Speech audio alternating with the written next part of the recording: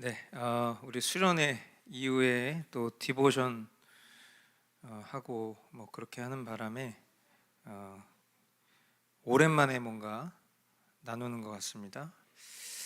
오늘은 이제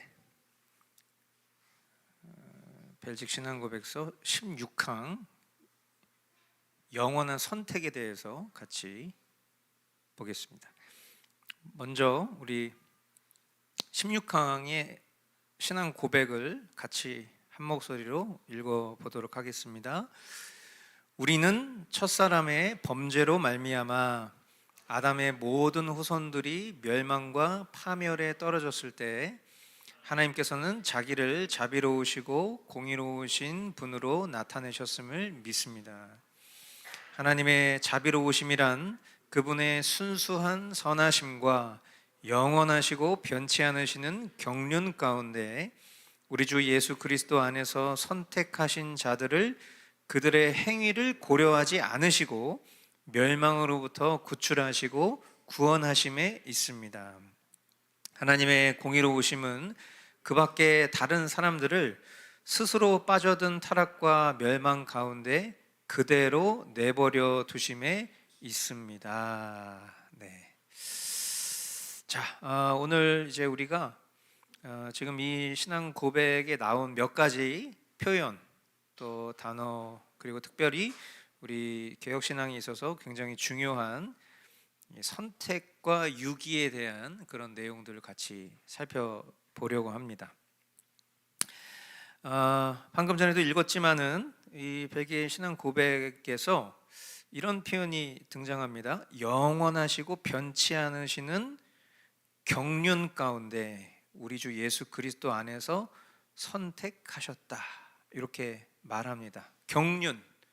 경륜이라는 단어 우리가 많이 쓰는데요, 그 경륜이라는 단어의 뜻이 어떠합니까? 제가 교재에도 기록을 했지만 풀어서 이야기를 해보자면 하나님의 거룩하신 뜻과 계획이다, 이것이 경륜이죠. 그러니까 우리가 어떤 하나님의 뜻이라는 것, 하나님의 계획이라는 것, 이런 것들을 표현할 때 우리가 그것을 하나의 단어, 경륜이라는 단어로 그렇게 표현합니다. 우리가 경륜을 딱 말하면 결국 그건 뭡니까? 이 세상의 모든 만물의 운행, 그것이 운행되어지는 질서, 그리고 특별히 인간 구원의 계획과 관련된 하나님의 뜻, 그것이 이제 경륜인 것이죠.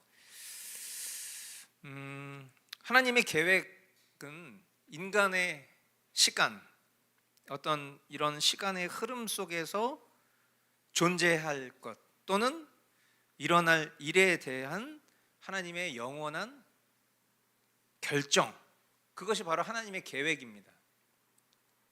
그러니까 우리가 보통 하나님의 시간, 인간의 시간, 카이로스, 크로노스, 이런 것들 이렇게 구분할 때에 늘 말씀드리지만 우리는 시간의 종속을 받고 살고 있기 때문에 하나님의 시간을 이해하기에는 턱없이 부족한 지식과 지혜를 가질 수밖에 없습니다.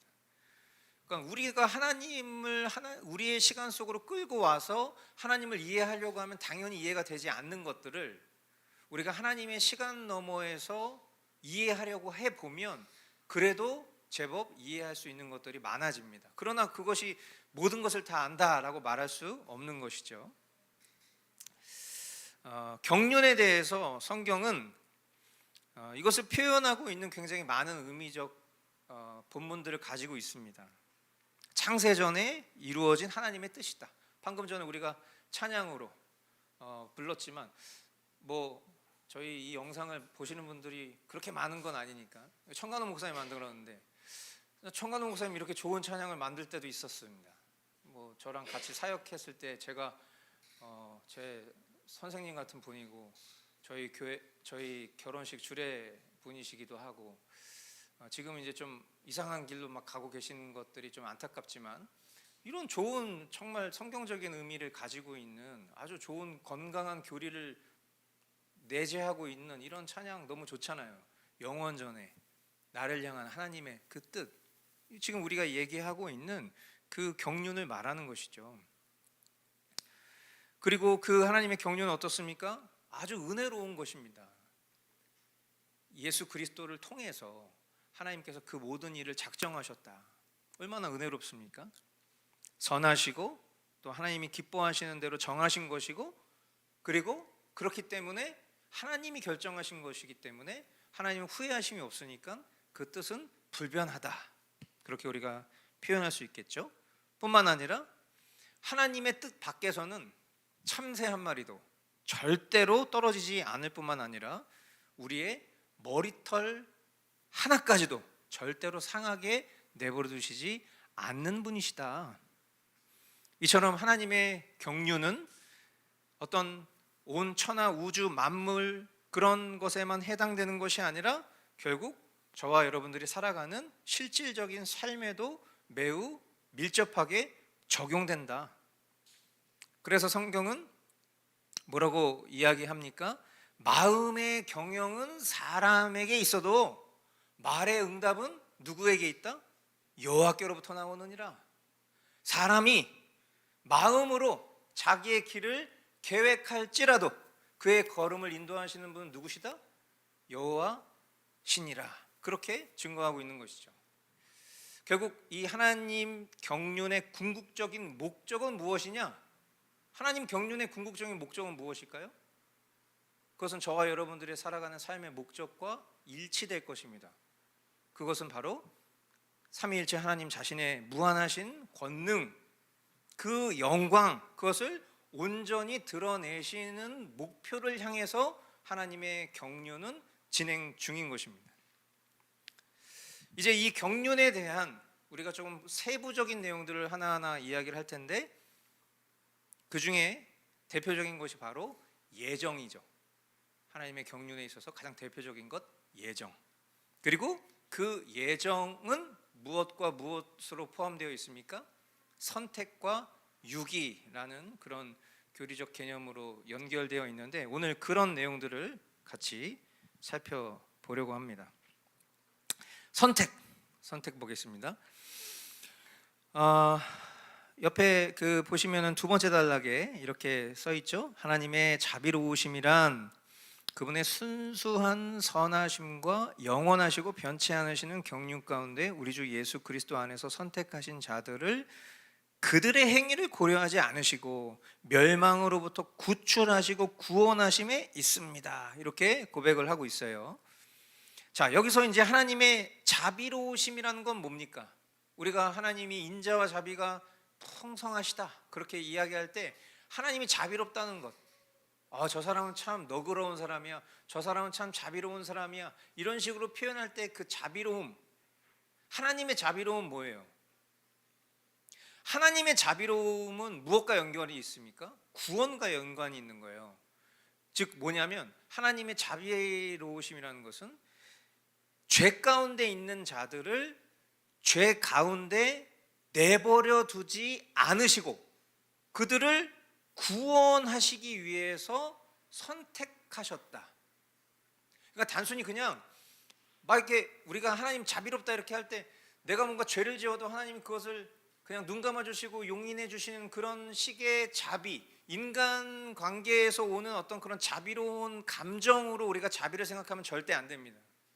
자비라는 것은 죄 가운데 죽을 수밖에 없는 그 죄인의 상태에서 하나님이 하나님의 거룩하신 뜻 가운데 그를 선택하시고 그를 그 죄 가운데 내버려 두시지 않은 것, 그것이 바로 하나님 자비로우심이에요. 그래서 이 결국 하나님이 선택하셨다, 그 죄 가운데 내버려 두시지 않으시기로 한 자를 선택하셨다 할 때 그 선택의 교리가 우리가 신앙하는 이 개혁신앙의 특성을 가장 잘 드러내는 교리라고 말할 수 있겠습니다. 그런데 우리가 항상 이런 선택 교리를 이야기할 때 반드시 간과하지 말아야 될, 반드시 해야 할 말이 있습니다. 그것은 바로 뭐냐면 죄 문제를 얘기해야 돼요. 죄. 왜냐하면 하나님의 선택이라는 것은 결국 죄로 인해서 멸망당할 수밖에 없는 그런 이들을 구원하시는 것이기 때문입니다. 간단하게 말하자면 선택이라는 것은 예수 그리스도를 통하여 어떤 사람들을 구원하시려는 하나님의 영원하신 목적, 그렇게 말할 수 있다는 것이죠.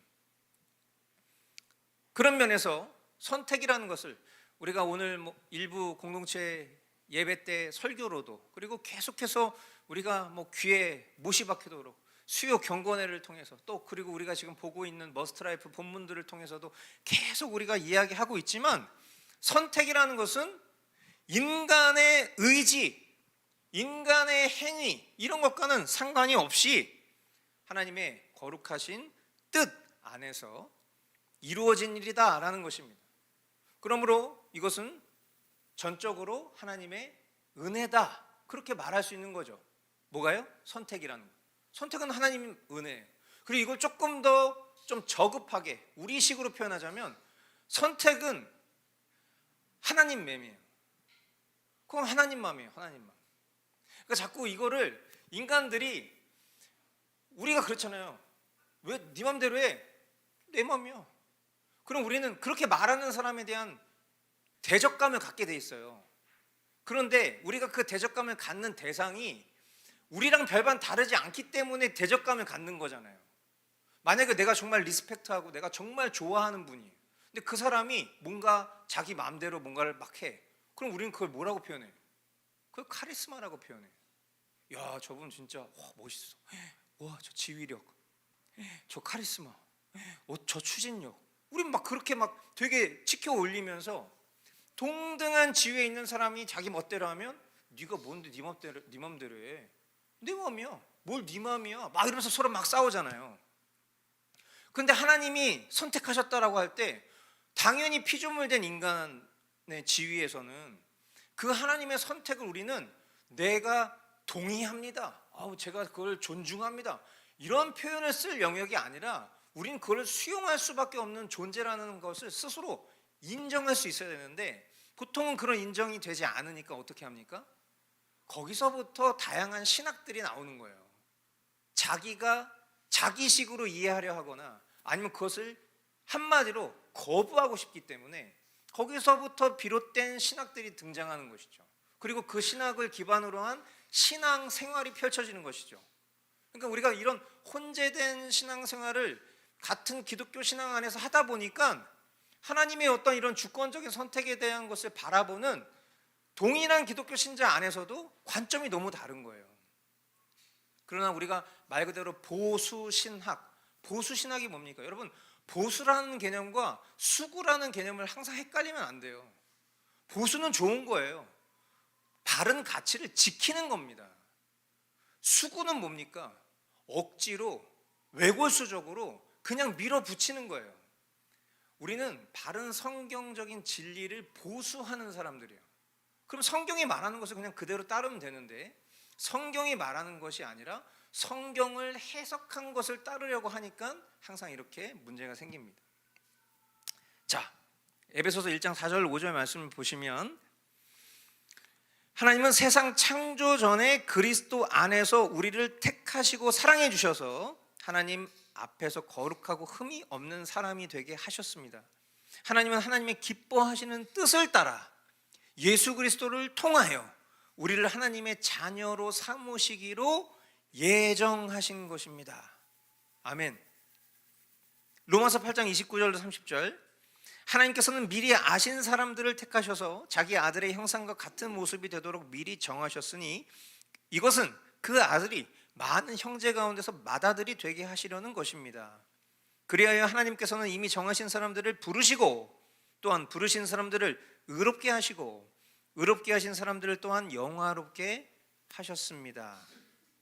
자, 지금 두 성경 말씀을 읽었습니다.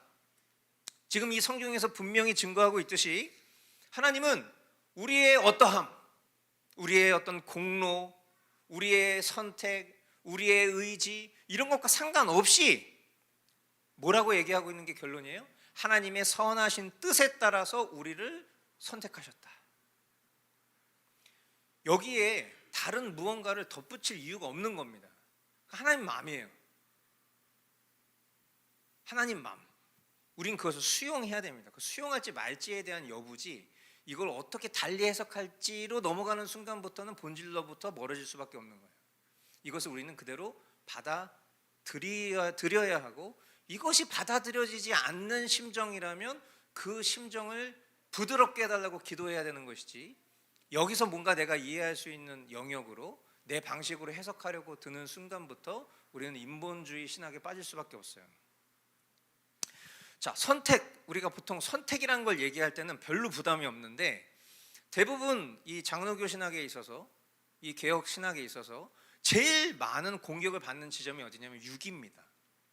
근데 되게 웃긴 얘기가 뭐냐면요, 선택은 지지하는데 유기는 지지하지 않는다. 그러니까 이 비판적 사고가 떨어지는 거죠. 뭐냐면 선택이라는 건 반드시 여러 가지 중에서 그 어떤 그것을 선택하는 사람의 마음으로 무언가를 결정지어서 선택한 거잖아요. 그럼 선택이라는 것은 또 다른 면은 뭐가 있는 거예요? 당연히 선택받지 못한 게 있는 거잖아요. 그렇죠? 선택이라는 단어를 썼다는 건 선택과 유기라는 단어를 우리가 나눠놨지만 사실은 동전의 양면처럼 선택과 유기는 늘 항상 같이 있는 거라는 거죠. 근데 선택이라는 단어는 좋아하고 지지하는데 유기 때문에 이 교리가 잘못됐다라고 말한다는 건 사실은 어불성설입니다. 누군가 선택을 받았다, 하나님이 하나님 마음으로 이걸 막 하나님의 거룩하신 뜻 안에서, 하나님의 선한 뜻이 그리스도 예수 안에서 하나님이 선택하시기로 결정했다, 이렇게 되게 우리가 신학적으로 아름답게 거룩하게 표현할 수 있지만 그냥 쉽게 얘기하면 하나님 마음으로 선택하신 거잖아요. 그러면 그 얘기인즉슨 필연적으로 선택받지 못한 사람, 하나님이 하나님 마음으로 선택하지 않기로 하신 사람이 있다라는 거예요. 유기라는 것은 결국 바로 그런 사람들에 대한 것이죠. 그런데 여기서 항상 우리가 간과하는 개념이 있습니다. 제가 이걸 엄청나게 많이 얘기해도 어쩔 때는 우리가 이게 생각이 안 나서 이 선택과 유기 교리에 대해서 누군가가 힐난하거나 그것에 대해서 비판을 하면 대답을 못할 때가 있어요. 이 개념을 놓치기 때문에. 이 개념이 뭐냐? 자, 늘 얘기하지만 구원이라는 거는 뭡니까? 중립 상태에서 구원하시는 게 아니라고 그랬잖아요. 우리의 존재적 지위는 사망이래. 사망. 모든 인간은 다 죄를 범하였음에 사망할 수밖에 없는 존재예요. 모든 인간이 다 날 때부터 진노의 자식, 날 때부터 죽음, 날 때부터 사망이라는 운명을 갖고 태어난 존재라고요. 그런데 인간은 항상 그 인간의 지위를 어디다 둡니까? 중립에 둬요. 중립에 둔다는 것은 자신의 선택 또는 외부적인 요인에 의해서 내가 구원으로 옮겨질 수도 있거나, 아니면 이 중립 상태에서 내가 뭔가 잘못하거나 실패해서 사망으로 갈 수도 있다라는 가능성을 열어둔 지점이 중립이에요. 그런데 우리의 상태는 뭐라고 얘기하고 있어요? 중립이 아니라 우리는 날 때부터 우리의 지위는 사망이라고요. 그러면 이 유기교리에 대해서 사람들이 좀 오해하는 게 뭐냐면, 하나님이 택하신 사람, 하나님이 선택하신 사람들을 구원으로 인도하셨듯이 유기된 사람들을 멸망으로 인도하신다, 그렇게 오해해서는 안 돼요. 그렇죠? 하나님이 멸망으로 인도하신 게 아니에요. 원래 우리의 지위는 다 멸망이에요. 사망이란 말이죠. 그런 측면에서 하나님은 죄의 조성자도 아니십니다. 하나님이 막 죄를 조성하시는 분이 아니라고. 누군가를 막 멸망시키기 위해서 죄를 조장하시는 분도 아니에요. 하나님은 모든 죽을 죄인, 모든 멸망할 자들 가운데에서 하나님의 은혜로운 뜻으로 그 가운데 일부를 구원하시기로 선택하신 거예요. 여러분, 이걸 우리가 꼭 잊지 말아야 됩니다. 그러면 이렇게 멸망 가운데서 하나님의 마음으로, 하나님의 거룩하신 뜻 안에서 누군가를 구원으로 선택하셨다면 결국 내버려 둔 사람도 있는 것이죠. 그렇죠? 그러나 내버려 둔 사람들도 구원의 길이 없는 건 아닙니다. 일단 오해하지 말고 들으세요. 구원의 길이 없는 건 아니에요. 그들도 구원받을 수 있는 길이 있습니다.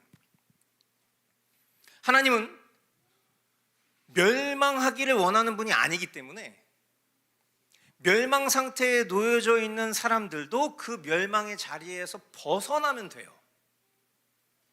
그런데 왜 못 벗어납니까?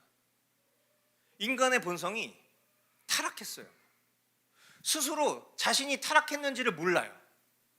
죄되는 본성을 갖고 있기 때문에 그가 행하는 모든 일들을 다 악합니다. 근데 자신이 악한 일을 저지르고 있는지도 몰라요. 자신이 하나님의 거룩한 뜻을 반역하고 살아가는지도 몰라요. 스스로 깨닫지도 못하고 하나님을 찾으려 하지도 않는다. 이게 누구 말입니까? 이게 성경이 이야기하고 있는 거예요.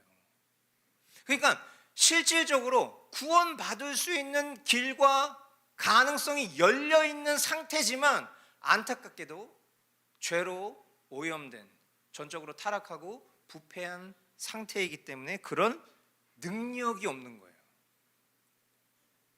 그러므로 결국 그들은 죄 가운데 있을 수밖에 없으므로 하나님의 공의로운 심판을 피할 수가 없다. 그러니까 결론은 무능력한 거죠.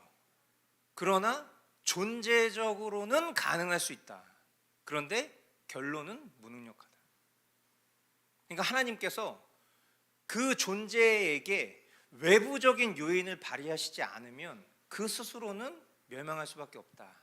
이것이 인간의 전적 부패와 타락인 거죠. 그래서 그거를 이제 벨직 신앙 고백이 이렇게 말하고 있는 것입니다.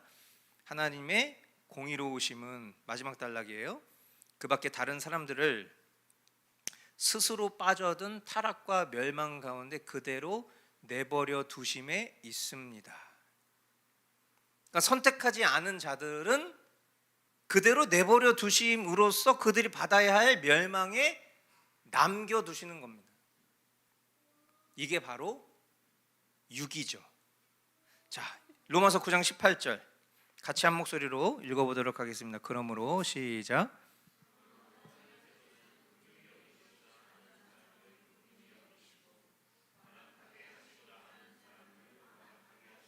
네, 이게 뭐라고요?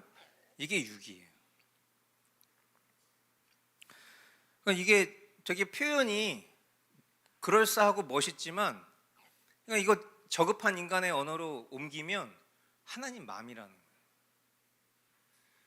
그러니까 항상 이런 어떤 개념을 설명할 때마다 제 자신 스스로에게도 그렇고 우리 사랑하는 교우분들에게도 늘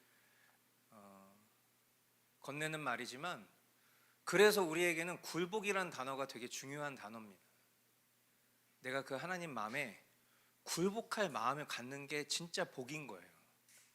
그런데 하나님이 어떤 결정을 하시고 선택하실 수 있는 주권자임에도 불구하고 그것을 내가 이해할 수 없다는 이유 때문에 다른 곁길로 새거나 아니면 그것을 거부한다면 그것이 결국 그 죄된 상태에 머무를 수밖에 없는 인간의 비참함을 증명하는 것밖에는 다른 결론이 안 나는 거죠. 그러니까 우리가 늘 항상 굴복할 수 있는 마음을 주님 앞에 구해야 돼요. 우리 안에 계시는 성령께서 내가 그것을 인정할 수 없어도 그것을 인정할 수밖에 없는 그런 마음을 가질 수 있도록 도우시는 것이, 그것이 신자에게 하나님이 공급하시는 굉장히 큰 은혜다라고 저는 생각합니다. 자, 다음 페이지에 넘어가셔서 선택과 유기의 조건에 대해서 보겠습니다. 선택과 유기의 조건은 뭐가 있죠? 선택과 유기의 조건 뭐 있을까요? 아무것도 없습니다. 그렇죠? 저와 여러분들이 선택받을 수 있는 조건이 있습니까? 우리가 유기 상태를 벗어날 수 있는 조건이 있습니까? 없어요.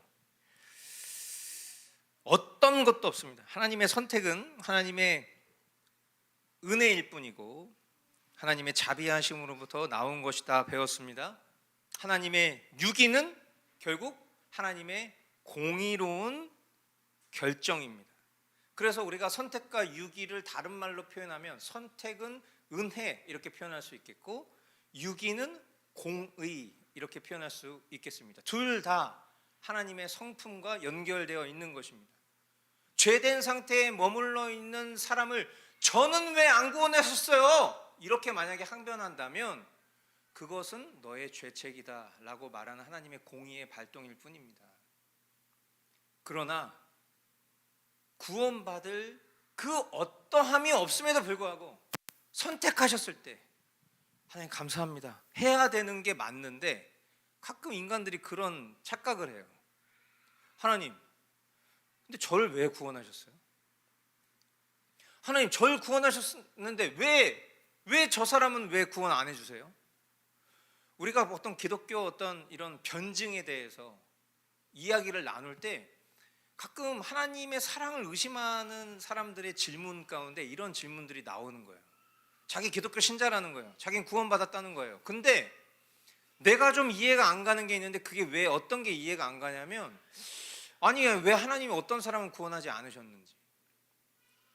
그게 예를 들어서 나랑 아주 가까운 가족일수록, 나랑 아주 가까운 어떤 친구일수록 이 사람이 어느 날 갑자기 불의의 사고를 당하거나 아니면 어떤 어려운 일에 처해서 극단적인 선택을 하거나 뭔가 어떤 이런 상황 속에서 막 하나님을 원망하면서 하나님 왜 이런 일들을 그냥 내버려 두셨죠? 이렇게 항변하는 일들을 우리가 종종 마주할 때, 그것을 우리가 심정적으로는 이해할 수 있겠지만 사실은 그것은 어떤 면에서 보면 하나님 앞에 굉장히 무례한 겁니다.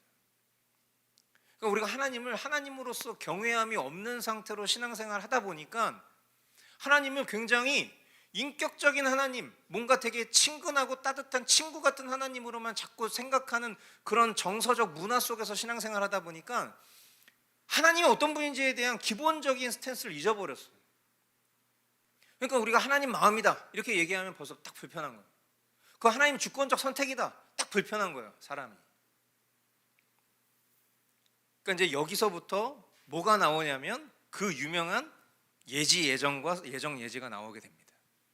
인간의 어떤 이런 스탠스로부터 나오는 거예요, 결국에.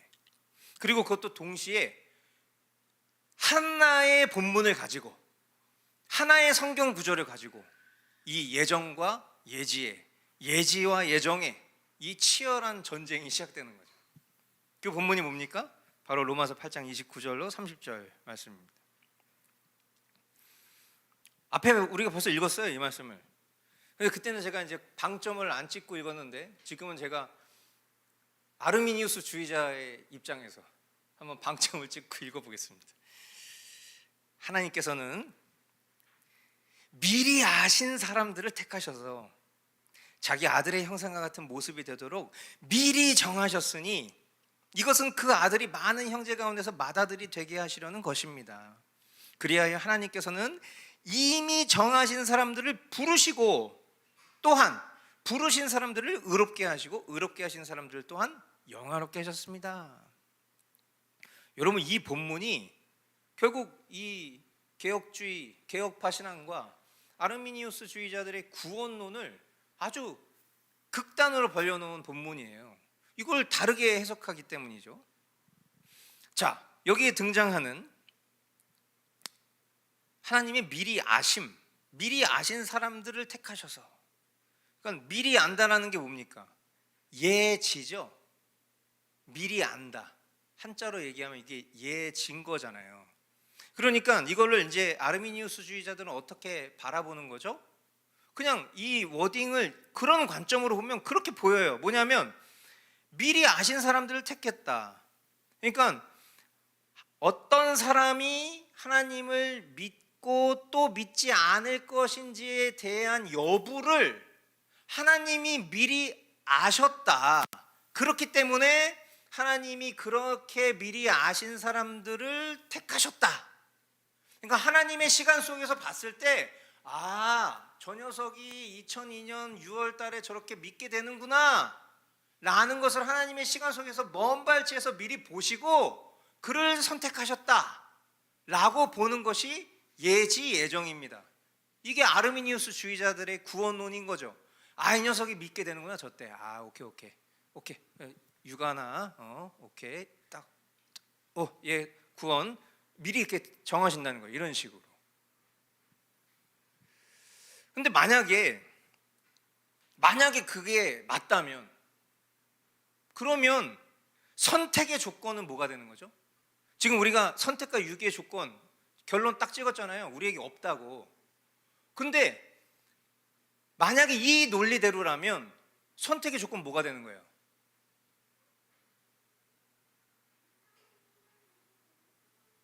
선택의 조건 뭐가 되는 거예요? 그 사람의 믿음 여부인 거죠.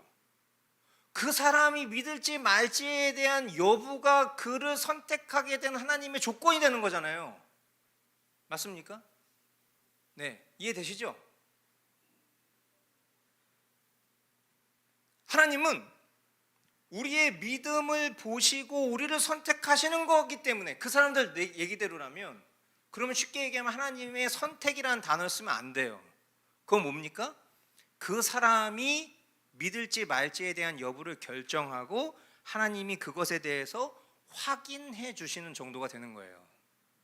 즉, 이래서 인간의 구원이 사람에게 달려있다라는 극단적인 명제까지 나올 수밖에 없는 이유가 여기에 있는 겁니다.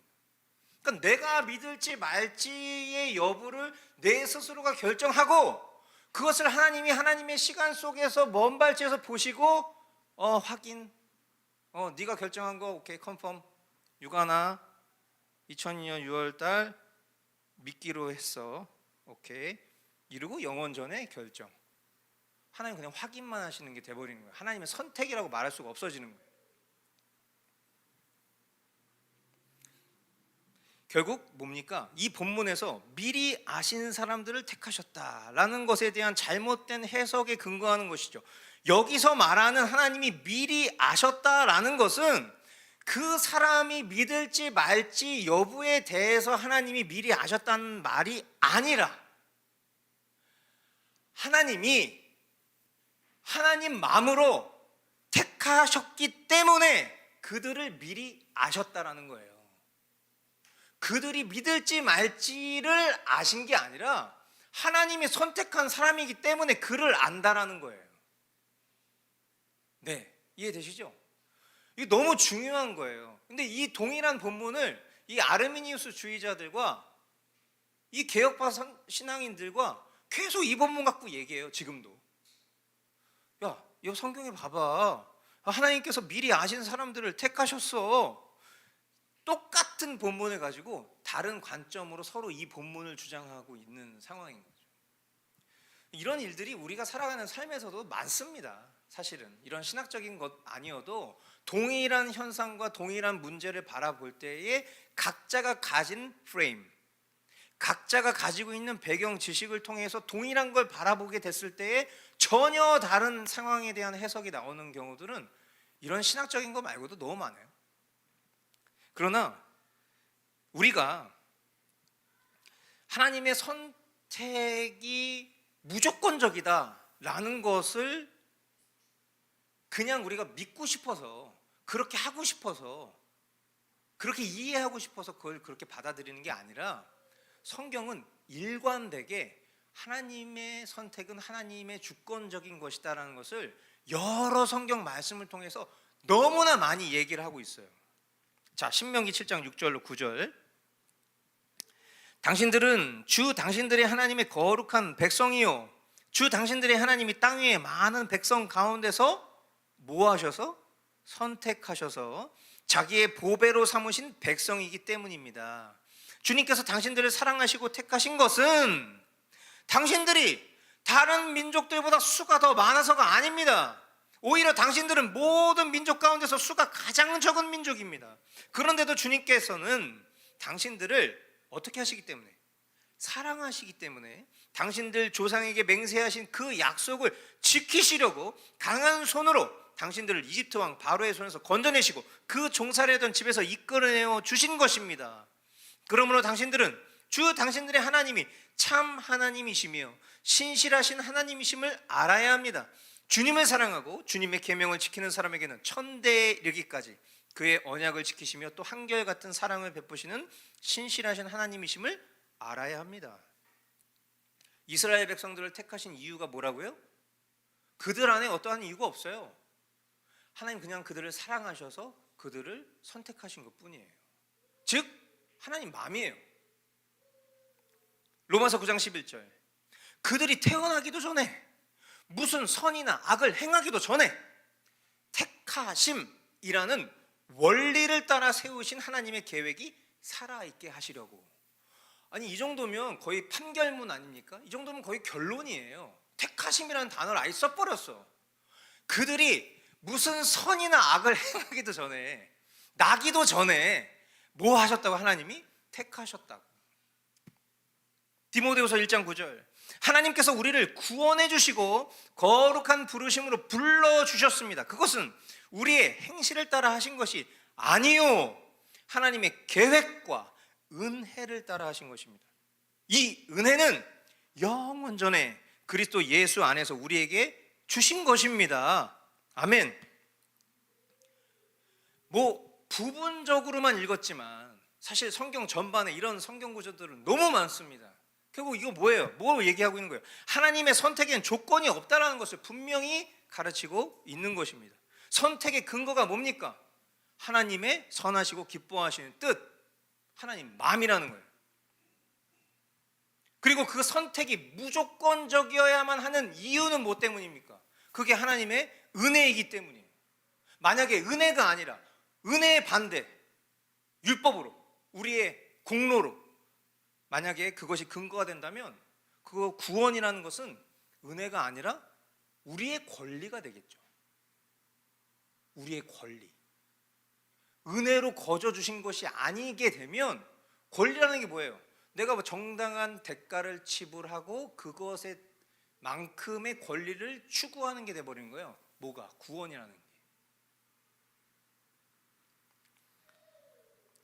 그래서 그렇게 되면 결정적으로 뭐가 필요하지 않은지 아십니까? 예수님이 필요 없어요. 생각해 보세요. 만약에 그렇다면 예수님 우리에게 필요하지 않아요. 만약에 내 자신 스스로가 날 때부터 사람의 어떤 죄성이 각기 정도가 달라서 어떤 사람은 아주 흉악범으로 태어나고 어떤 사람은 꽤 제법 매우 건전한 사람으로 태어났어요.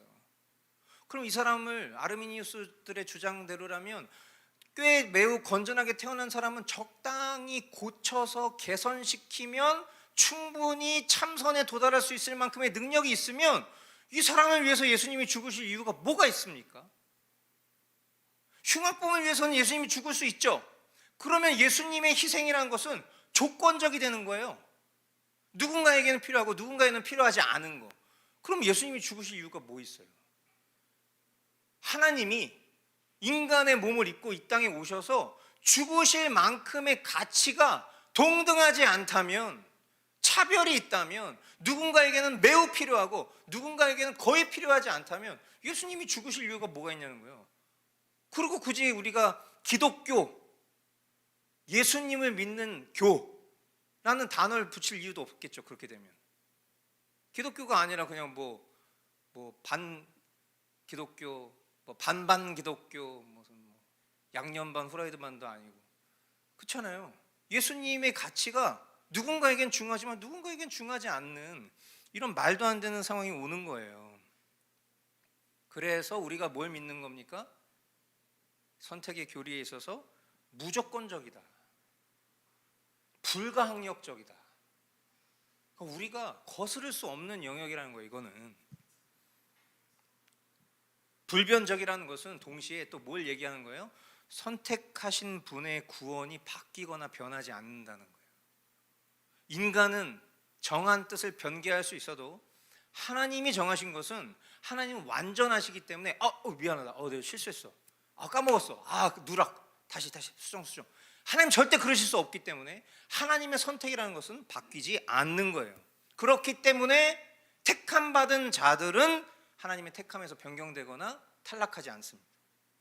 이 교리를 잘못 오해해서 나는 구원 받았으니까 이제 마음대로 살아도 돼, 이렇게 행실을 갖고 살아가는 이들 때문에 이 선택 교리가 비난을 받는 것이지 그 교리에 문제가 있는 것이 아니에요.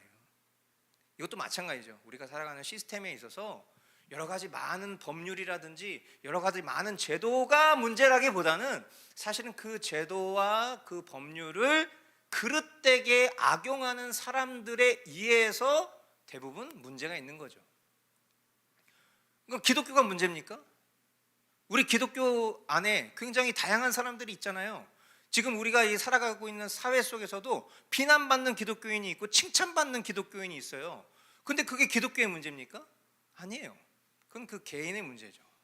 근데 항상 사람들은 기독교를 욕하잖아요.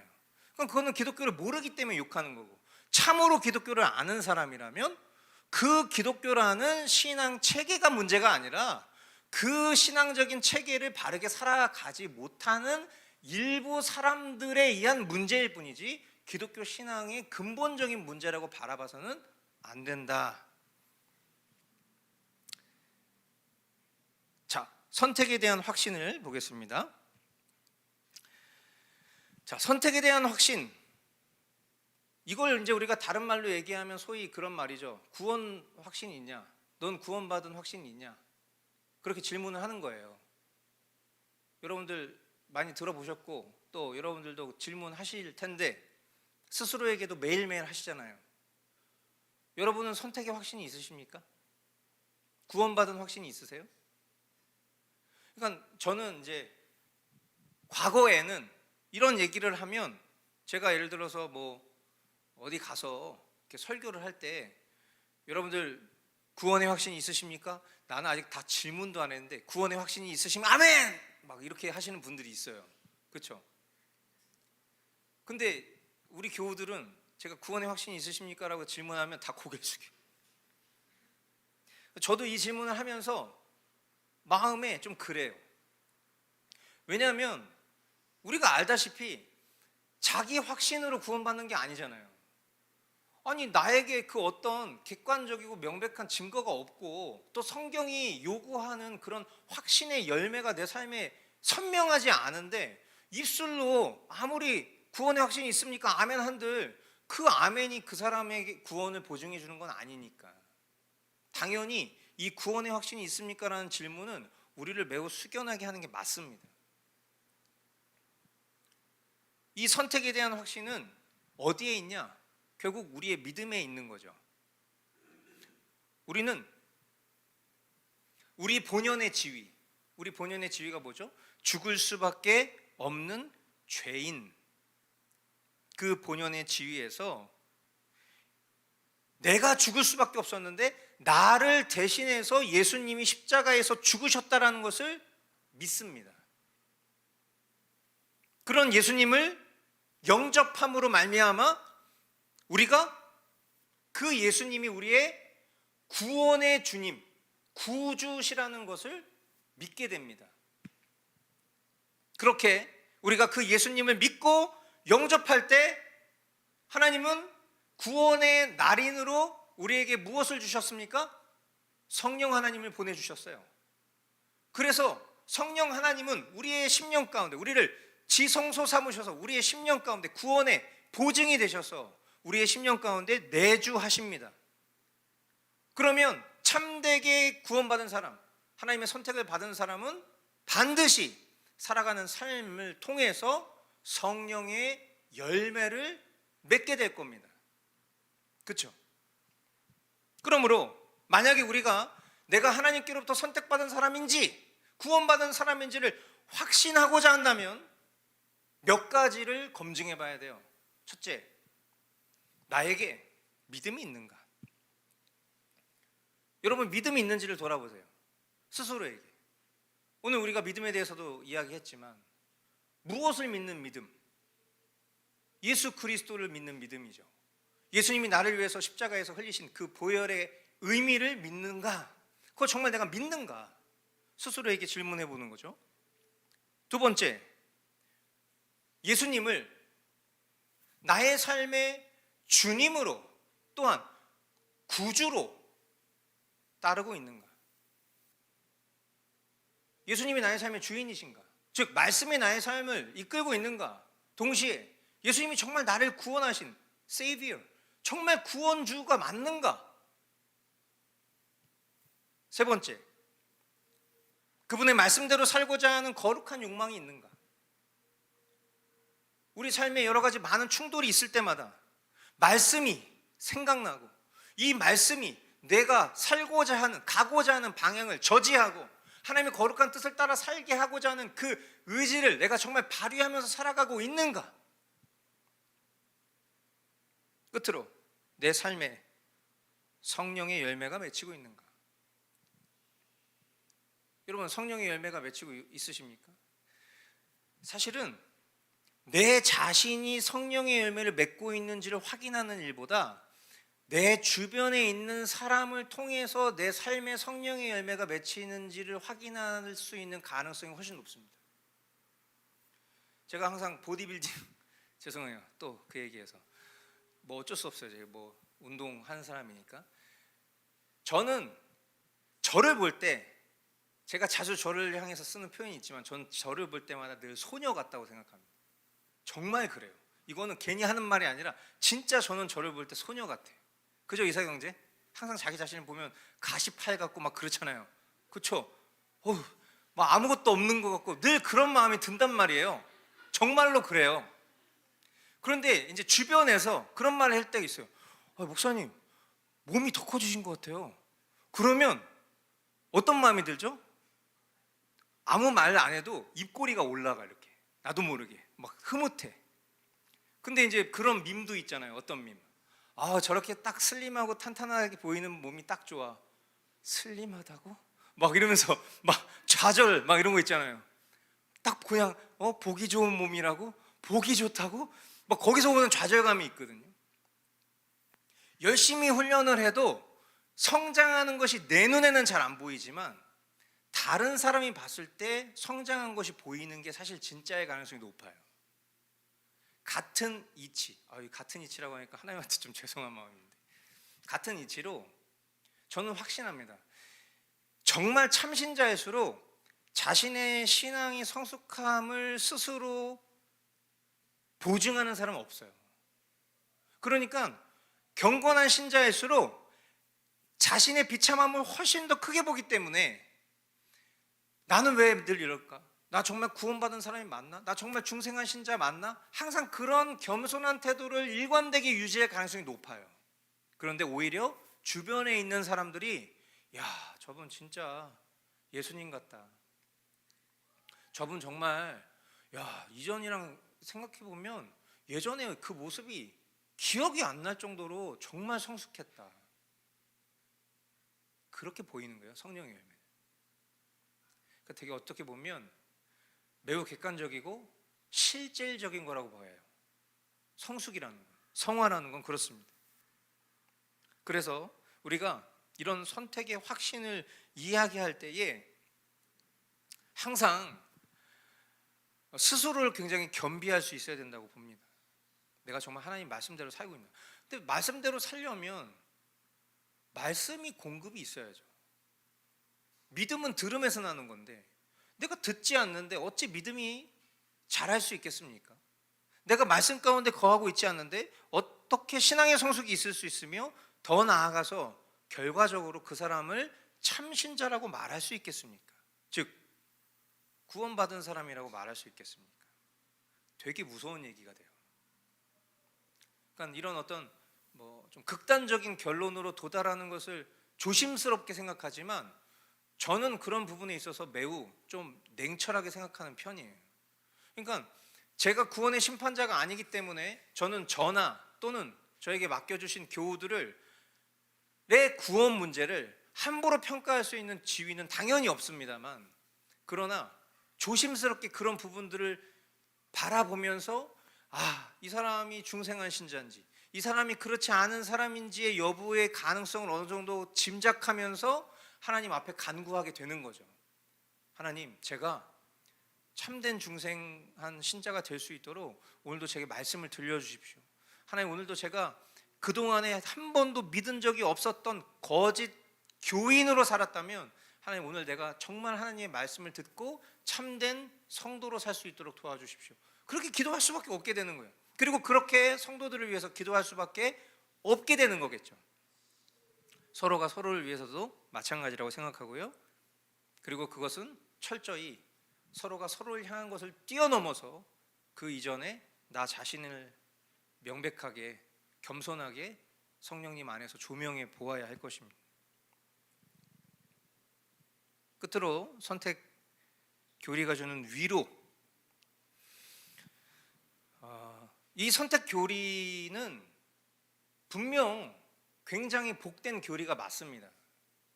왜냐하면 선택 교리의 기본적인 전제가 하나님의 은혜에 달려 있다는 것이기 때문에 나의 최선이나 공로를 수반하지 않은 선택, 즉 하나님으로부터 일방적으로 은혜로 거저 얻어지는 선택이라는 것이 나에게 적용된 것이 명백해지기만 한다면 당연히 우리에게 굉장한 안식을 주는 게 맞아요.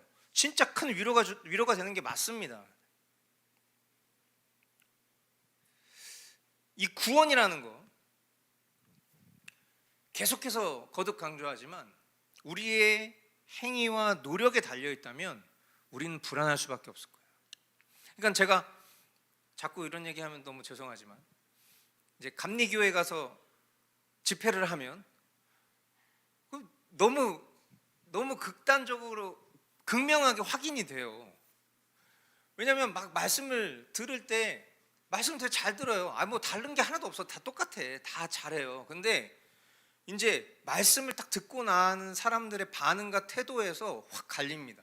어떤 게 갈리냐면, 물론 지금 이제 복음주의권 교회들 안에 속해 있는 대부분의 장로교, 감리교, 침례교, 성결교, 순복음, 이제는 어떤 그 교파적인 색깔이나 신학적인 어떤 구분이 명확해지지 않은 그런 시대를 우리가 살고 있지만, 근데 특별히 이런 어떤 선택교리의 반대적 측면에서 생각하는 사람들은 이제 말씀을 듣고 나서 기도할 때 끝장을 보려고 합니다. 그때 끝장을 봐야 되는 거죠. 왜? 내가 지금 오늘 들은 말씀이라는 소스를 가지고 내가 지금 이 기도하는 시간에 내가 하나님 앞에 약속을 해야 되는 거죠. 그 결단을 해야 되는 거예요. 내가 소리를 질러야 되는 거예요. 내가 무릎을 꿇고 장시간 동안 버텨야 되는 거예요. 뭔가 그렇게 내가 우와 하고 나면 그때 비로소 이 말씀이 뭔가 나에게 프로그래밍화 된다라는 듯한 그런 느낌을 받는다는 거죠. 근데 저는 이걸 제가 좀 이렇게 우스꽝스럽게 표현을 했지만 사실은 저도 그렇게 살았고 우리 대부분 다 그렇게 신앙생활을 했다고 저는 봅니다. 그것이 잘못됐다고 말하는 거 아니에요. 그 행위가 잘못된 건 당연히 아닌데 그 행위 내면에 인간이 스스로 뭔가 이거를 스스로가 결정짓고 이 스스로가 뭔가 단판을 지어야 된다라는 생각으로 만약에 그런 행위를 한 것이라면 그거는 문제가 있다고 보는 거예요. 오히려 그러다 보니까 개혁신앙을 하는 이들에게 있어서 단점이 생깁니다. 뭔지 아십니까? 하나님 앞에 매달리는 기도를 하진 않아요. 왜? 하나님의 절대 주권을 너무 신뢰하는 건지 아니면 될 대로 되라지의 신앙이 돼버렸는지 모르지만 하나님 앞에 뭔가 뜨겁게 기도하거나 뭔가 열의에 차서 하나님 앞에 간구하거나 그런 일들이 상대적으로 부족해지는 것이 사실이고, 그런 단점들이 점점 그 사람을 굉장히 나이브한 사람처럼, 그러니까 뭔가 장로교 신자들은 되게 근엄한 척 하는데 뭔가 저 사람들은 열의가 없어, 차가워, 이성적이야, 이런 생각을 갖게 만드는 것이 그런 현상으로부터 나오는 거죠. 반대로 그렇지 않은 감리교 신자들, 순복음교회 신자들, 이런 사람들은 행위가 굉장히 중요하기 때문에 거기에서 오는 그런 뜨거운 열정들이 항상 시도 때도 없이 막 40일 새벽 기도회 하고 무슨 특별 부흥회 하고 막 뭐만 하면은 막 금식하고 저는 이런 어떤 신앙의 조화들이 사실은 우리의 삶에 균형이 있어야 된다고 보는데, 안타깝게도 좀 이렇게 극단화되는 그런 면들이 생기는 거죠. 인간이 다 그렇지 않습니까? 뭐든지. 그러나 한 가지 확실한 것이 있다면 인간의 어떠함으로 구원이 수락되거나 그 어떠함으로 구원에서 이탈되는 게 아니라는 것이 확실하다면 우린 당연히 여기서 위로를 얻게 되는 것입니다. 그리고 그 위로가 더욱더 풍요로운 하나님을 향한 사랑으로 확장될 때 비로소 그 신자의 삶에 성숙이 있겠죠. 그리고 거기서 자연스럽게 발생되는 행함이 따르게 될 때 그것이 진짜 아름다운 모습이지 않을까 생각을 해봅니다. 예수님은 요한복음 10장 27절부터 28절 이렇게 말씀하셨습니다. 내 양들은 내 목소리를 알아듣는다. 나는 내 양들을 알고 내 양들은 나를 따른다. 나는 그들에게 영생을 준다. 그들은 영원토록 멸망하지 아니할 것이요 또 아무도 그들을 내 손에서 빼앗아 가지 못할 것이다. 아멘. 만약 누군가가 예수님이 기르시는 양이라면 당연히 그 양은 어떤 늑대나 짐승조차도 그 양을 예수님의 손에서 빼앗아 갈 수 없을 것입니다. 마찬가지로 하나님이 누군가를 선택하셨다면 그 어떤 존재도 그를 하나님에게서 빼앗을 수 없습니다. 심지어 스스로가 이탈하고 싶어도 이탈할 수 없는 거예요. 물론 우리가 살아가는 동안 얼마든지 하나님 말씀에서 떠나서 방황할 수 있습니다. 참된 신자도 심각한 죄에 빠질 수 있고 유기된 자처럼 일시적으로 살아갈 수도 있습니다.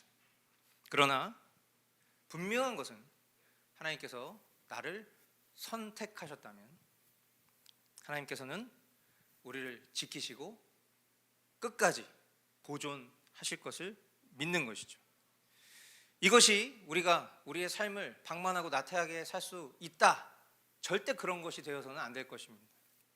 하나님의 은혜를 안다면 오히려 우리는 그렇게 살지 않겠죠. 참된 위로와 확신 속에서 하나님과 나 사이의 교제를 매우 중요하게 생각하게 될 것이고 그것을 지키기 위해서 그것을 사모하게 될 것입니다. 그렇다면 우리가 하나님의 백성으로서의 지위를 잃지 않는 것뿐만 아니라 하나님이 우리를 택하셨음을 만천하가 알 수 있을 만큼의 그런 성숙한 신자로 살게 될 것, 그것이 바로 이 선택 교리가 주는 위로인 줄 믿습니다. 네, 오늘 이 영원한 선택에 대한 주제 속에서 경륜 또 선택 유기에 대한 내용 살펴봤는데, 이 다뤄진 내용 속에서 혹시 질문 있으시면 질문 받겠습니다.